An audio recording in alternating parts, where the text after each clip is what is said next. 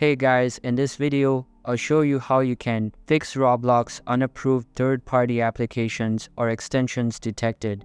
So make sure to watch this video till the end, and let's get started. Follow the below steps to end anti-cheat processes.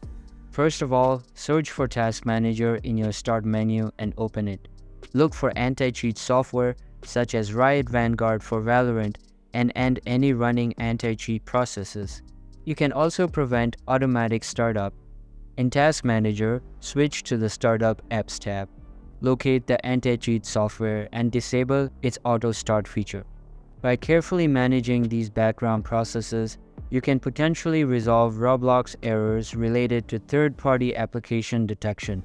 If ending the anti-cheat software doesn't fix the Roblox unapproved third-party application or extension detected error, try restarting your PC. This can resolve temporary glitches affecting Roblox. After that, clear Roblox cache. For that, search for %app data %. Now, navigate to app data, local, and delete the Roblox folder to clear old files. And that's how you can fix Roblox unapproved third-party applications or extensions detected. Hope you liked the video. Thanks.